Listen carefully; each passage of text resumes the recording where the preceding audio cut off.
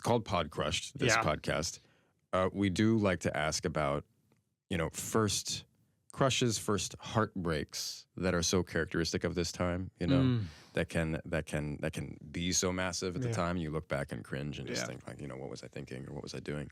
But you were in boarding school, which also challenges that. I mean, so I'm curious, do you have a memorable story? I mean, where to start with boarding school, right? Because I sort of went to boarding school at 13, but the school that I went to is this school, Eton, that is, Never heard of it. One of the most, it's an extraordinary place. Yeah. It's, and of course, when you're that little, you don't understand that, and you don't, and you normalize so much. So, for example, at Eton, you wear a black tailcoat, you wear a starched collar every day. Wow. And you wear this sort of strange little starched piece of fabric that goes in, and as you say, every day. And you're in the middle, and it's a town, really, very, very beautiful town. It sort of perhaps feels more like a university. And there are tourist buses that go past every day, and they're kind of looking at you dressed as penguins, and yet you've completely normalised the fact that you're dressed as a penguin because everyone else is dressed as a penguin. And it doesn't feel weird because when you're young, you don't. Well, I didn't question any of that, but it is a school that is embedded in history. It was founded by Henry VI, who also founded King's College, Cambridge, and it had the most staggering facilities kind of imaginable, and it's, you pay a lot of money to go there. They now have brilliant scholarships, and you can get grants to go, and now their outreach is substantially more than it was in my day. But my God, is it a privileged place to go? But again, you're perhaps not conscious of it. But there's another thing that happens with school when you're that age is, I think, and it was an all-boys school as well, that the self-consciousness begins to kick in around that age, and the notion of caring too much or being passionate about something kind of is deemed uncool, of course, and that was, I felt like I was and remain a deeply uncool human being, and so I was pretty passionate about many things then, and so could exploit the facilities, which a dumbfounding art department, incredible theatre. So you remained passionate. I did. I mean, clearly I did, and I think I was mocked for it in the crushedness of the Podcrushed. There was definitely a level of like, this guy is. God, he's so eager. He's so, but again, perhaps and because I'd done by this point theatre and and professionally, and I'd earned money, I was kind of like, I don't give a fuck. This is what my. But the one of the sadnesses I've witnessed of that school, which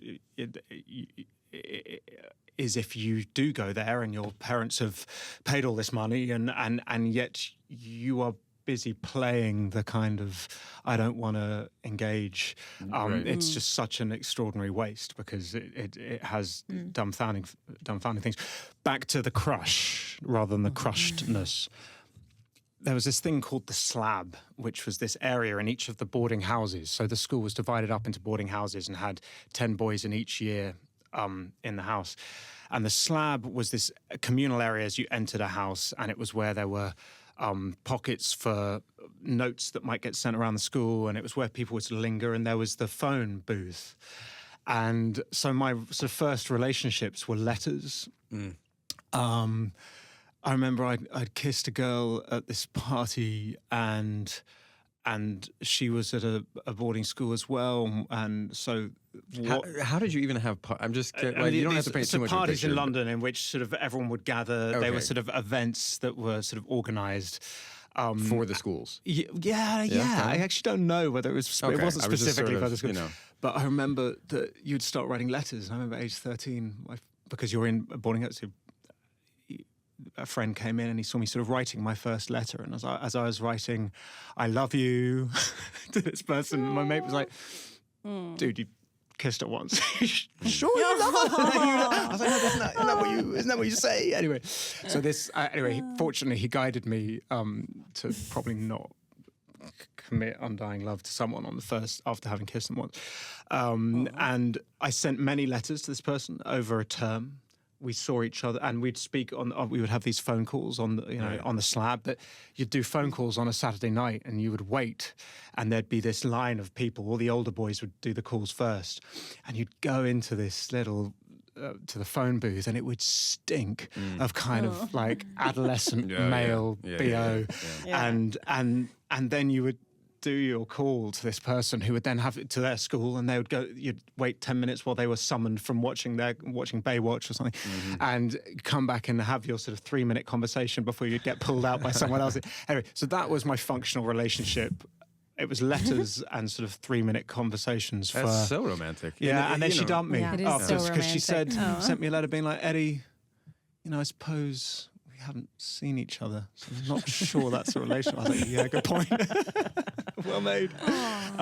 So it wasn't that crushing. You're right. But, okay. So that's not quite what no. I mean, I love the image. That could have happened 100 years ago. I feel like the way that it was happening, especially in your penguin suit. In my penguin suit, and but I miss letters. I have a question. It does take us fast forwards a little bit, but as I understand it, you had been friends and known your wife Hannah now for 12 years before you ever started dating. Is that right? That is true, yeah. Okay. And I think that's remarkable. And I was wondering, maybe more people should be looking within their friend group for their life partner. And I wondered how you made that leap from friends for so long to partners. So I met Hannah probably when I was about 15 at a party, and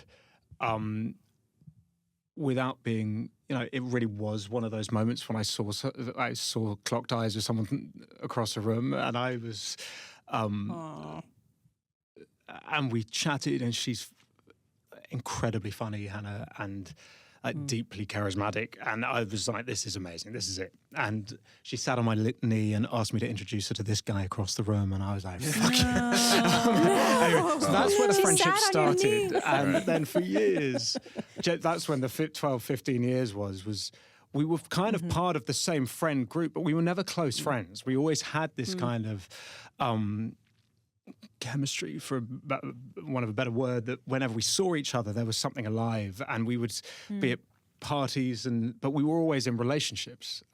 So it wasn't a close friendship. It was one that it was waiting to unfold. It was but then many years later, it was known within our group of friends that this chemistry existed, and was it ever going to be acted on? And literally, when I was 30, I think, or 29, I was at a friend's wedding, and Hannah's always late, and she was meant to be one of the kind of bridesmaids, and I was at this wedding in this church, and sort of 10 minutes into the wedding, there's the door slammed open, and my mate nudged me, and Hannah came running in late to the wedding, and so and that night we got together, and I thought it was and I texted her a couple of days later, and all our friends were like, at last, why did it take 15 years? And I texted her the next day. No, I left it 2 days. I'd learned from my years, my early, don't say I love you in the 2 days, and then you said, I love you. I love you, and it's always been you. Text her. And then she didn't respond, and I was like, "See, I knew it. This fickle quality." And anyway, year went by. Wow, a whole year. Wait, a year went by? Because I wasn't gonna go back. I wasn't gonna good for you. Glutton for punishment, And a year later, this friend of ours, Laura, was like, Eddie, why did you never get in touch with Hannah? I was like, I did. And I texted her. She said, what number? And I said, this number. And she said, that's not her number. And I know. No. So you had the wrong number for 15 years. This is like the That's probably the case. But then it was while I remember it clearly, because I just rehearsed Les Miserables, the movie. Oh. And I had 4 days off before we started filming. And I was single. I'd booked to go to Florence. And I, to sort of drink double espresso and chain smoke and write poetry. As 30? Oh, yeah, it's great. All the above. And anyway, I texted Hannah on this right number, and I said, you don't want to go to the theatre, do you? And she sort of said, yeah, let's do that. And we went to the theatre, and that night went out for supper, and it was extraordinary because it was the first time, it was someone that I'd known for 15 years, knew me for exactly who I was, rather than, that sort of, well, I'm speaking of myself, but that version of a person you can put on when you're trying to start dating and trying to be the sort of best version of you. So there was no bullshit. She kind of could see straight through all of that. So, and it was just, anyway, that evening went pretty wonderfully. And I said, drunk later, I was like, you don't want to go to Florence next week, do you? And she said, you don't mean that. And I said, well, I kind of do. And so the next day I sent my EasyJet booking form, which is, do you know what EasyJet is? It's like sort of JetBlue. It's really remote. And it's a sort of, no frills. I think I used it once. Exactly. Yes, I'm pretty sure. Never went back. It's a no frills, very convenient airline. Anyway, she let me stew for a few hours, and then she sent her booking form. And even then, I knew if this relationship was to have any legs, that we had to meet on the plane rather than at an airport. And I was right, because I got on the plane the next day and I was sitting next to these 3 nuns and a monk from Ireland. And the plane was absolutely rammed. And there was just one seat next to me free, and the captain was like, ladies and gentlemen, we're waiting for one person. And Hannah arrived late and has remained late for the rest of our relationship.